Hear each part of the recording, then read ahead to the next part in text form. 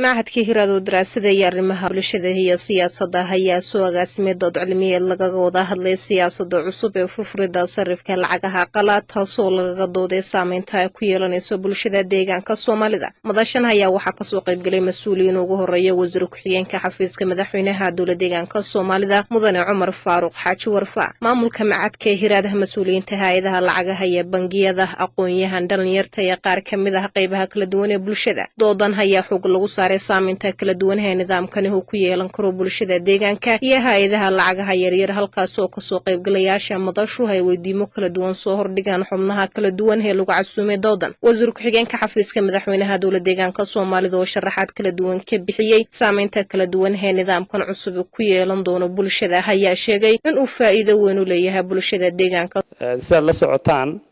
27 sano ee wadankan ay IBRDF ka talinaysa siyaasadda lagu hagamo xagga dhaqaalaha waxay ahayd developmental state wadan dawladdu ay gacanta ku hayso dhaqaalaha iyadoo hagayso meel walba iyo goob walba wax laga sameeyo iyadoo hormuud ka tahay taa kolka private sector-ku ma ahayn mid awood leh mana ahayn mid iyada siskeed ma aragtay ee suuq u xukumo markii isbedelka siyaasadeed u dhacay 2018 ra'iisul wasaare Abiy Ahmed waxyaabo uu la yimid ee ka mid ahayd furfuraashahan xagga dhaqaalaha iyo ganacsiga Islamic banks in la aqbalo ajnabigu inuu maal gashan karo xataa investment looga wadanka waxyaabo badan oo laga bedelay baa jira tani waa component ka mid ah componentyada badan ee la soo bedelayay ee ma aha horta wax mid bilowday maanta tan laakiin aynu hadda ka hadlayno waxaan isleeyahay waxay la xidhiidhaa talaabooyinkaas laakiin way ka sii muhiimsan tahay talaabooyinka hore oo dhan laana saameynteedu way ka cuslayd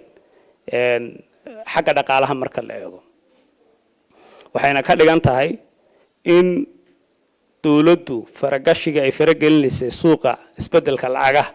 ay iyadu banaanka ka istaagayso way wax badan oo kale ma dhicin waxyaabo badan oo yani xataa laftirkeeda toddobaadkii hore markii la sheedinayay tantada la raaciyay baa jira tusaale ahaan in dawladdu kootadii ka qaaday oo hadda kadib lacagaha qalaadeed wadanka kala bixi karto iyo la soo gali karto aan lagu xadidaynin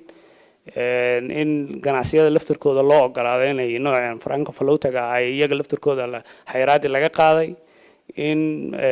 remittance-ga maaragtay in non banking sector-ku ay ka ganacsan karaan lacagaha qalaad talaabooyin badan oo nooca oo la sameeyay baa jirto iyaga laftirkooda qayb ka ahaa isbedelkan laakiin ta ugu muhiimsan oo ah in dawladdu aynan wixii hadda ka dambeeya faragelin doonin suuqa lacagaha qalaad oo isagu is adjust gareynayo oo go'aan ka qaadanayo suuqa oo lacagta birtu banaanka iyadu isku difaacayso yaa ah midda ay hadda talaabadan hadda meesha u fadhinay falanqeynteeda waxayna ku xidhnaan doontaa waxyaabo badan oo kale oo la filayo inay dhacaan ama sadhici kara muddooyinka soo socda laakiin in the face value-ga waxaan aaminsanahay inay faa'iido tahay in the short run muddadan dhowaas okay theoretically ama nominal ahaan saameyn bay yeelan kartaa gaar ahaan dadka mushaharka qaadanayay ruuxii 10 kun oo bir qaadan jiray diiwaanka dawladda waxa ugu register gareysnayd bil ka hor inuu $200 mushaharkiisu yahay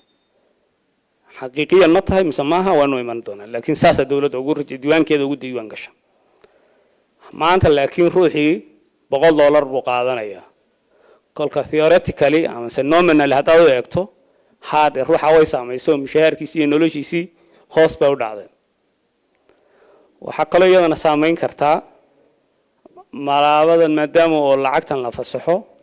وحهردن دحمر دونا لعقة برتا هي لعقة قلاد هردن كاس دحمرا waxaan cilmiga dhaqaalaha equilibrium price-ka saxda waa la ogaan doonaa muddadiisa inta la gaarin waxa hadda socda oo maalmahan baad sababa iyo jigjigiya ka socda speculation badan oo la isdhexmarinayo iyo uncertainty waxaan lagu yiraahdo luqadda qalaad oo aan la hubin meesha wax u socdaan marka ganacsiyo badan baa laga yaabaa inay qiimaha ku daraan ganacsiyo badan baa laga yaabaa inay xiraan cabsida noocaana dhaqaalaha uma fiicna taayada laftirkeedana waa saameyn iyada in short run-ka aan aaminsanay inay keenayso waxa iyadana in short run ay keeni kartaa حق الدولة اللي كده دين تلقولها الدولة اللي بدأ يموت بقاعدها دينه ودين تلادو سفرين بونك أو تنتظر لعها قلاد أجنبي يكون بهنس من نوع local boring أو بنجادي وحكا قاعدته ميت فايدة ويالان كرتا أو تنتظر local كيه لعها كقاعدة نسوا هذا 500 مليون كقاعدة بنجا 500 مليون حلقة يا 200 مليون دولار هنا هيد دبعت كهر لكن ما أنت عيكا يرانيس لكن حدي لهنا جالسيو فايدة يا لقى فلان كرا dhankiisa kaaliya Professor Axmed Carab oo madashan ka hadlay ayaa sheegay haddii la rabo dhaqaale macquul ah oo soo hoyda dalka iyo deegaankaba in ay lagama maarmaan tahay in la hirgeliyo nidaamkan haddii la rabo dhaqaale dynamiga oo la jaan qaadi kara adduunka haddii aynu rabno arrintan fixed exchange rate ama managed exchange rate waa laga baxaa oo qasab free floating in la raaco mar horeyba ahayd baan idhi tan in la yeelo taasaana ka saaraysa sixir bararkan horta in haysta sanadii u dambeysay xaguu ka yimid soo sarifka lacagta adag ma meel kale ma waa sarifka lacagta qalaad suuqa madow oo 120 gaaray kii dawladda oo 57 maraya haddii markaas balaagii la badiyo dollarka mar haddii lacagahan sarifka free laga dhigay oo suuqa u go'aaminayo foreign direct investment FDI kor buu kacaysaa dadka lacagaha leh dibadaha ka imanay ajaanibtihi inay dalka maalgashadaan bay fursad siinaysaa waayo dollarkoodii qiimo fiican buu u gooynayaa markii hore 57 uu ku helayay maanta 100 riyaal buu ku helayaa he can invest more foreign direct investment gaasi waxay keenayaan job creation shaqo abuur productivity inu kor u kaco in xirfadda shaqada expertise aan ka helno exportigu kor u kaco productionka ka qayb qaataan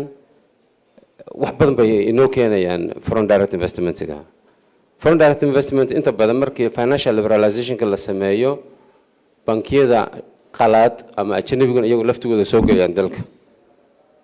kuwa gudaheennana iyaguna waanay competitive ahdaan iyaga tartanka la tartami karaan iyaga laftigooda lacag amahanayaan bangiyadeena dalka joogay waagi hore uma banaaneen laakiin hadda bangiyada dibadda eega Kenya bangiyada Kenya ka shaqeeya private key dibadda ka amahdaan bangiyada ay isku fiican yihiin iyagoo tusaya balance and financial statement yadooda dibadda ka amahdaan halka dollar ba kaaga soo galaya foreign direct investment dollar ba ka soo galaya government service Ethiopian Airlines saal u soo qaado waxa ka soo galaya dollar meelaha fara badan iyo franc value-taagi personal dollar account-gi lacagta hadda ee dawladda ay heshay IMF and World Bank tii aan la lacagtii surrenderka isu geey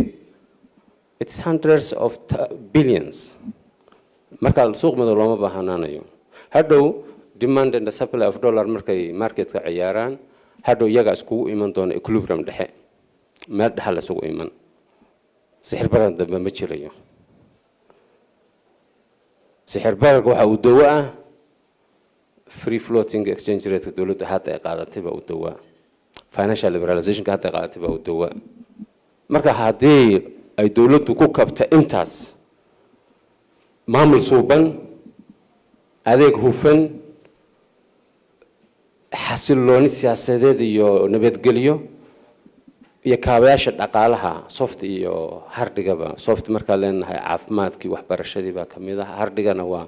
leydkii biyihii telefoonkii jidadkii kaabayaasha dhaqaalaha lagu kabo runtii wuxuu keenayaa nidaamkan cusubi inuu kobac dhaqaale la helo shaqo abuur fara badan maalgelin fara badan in aynu dhaqaalihii bukay ee jiifay koomaha ku jira inuu ka kaco ugu dambeyntiina maarayaha macadka Hiraad ayaa sheegay ujeedooyinka ay u soo agaasimeen munaasabadda ujeedada weyn u soo qaban munaasabadda waxay ahayd in aan abuurno wacyi la xiriira siyaasadda cusub ee lagu habeeyay ama diiwaangelinta lagu sameeyo dhaqaalaha guud ee dalka gaar ahaan arinta la xiriira wax ka bedelka nidaamka go'aaminta sarifka lacagaha qalaad ujeedadu taas ahayd waxaan ujeedada noo hoos yaallay in la isla falanqeeyo siyaasadda waxay ka dhigan tahay iyo sida ay u saameynayso bulshada deegaanka Soomaalida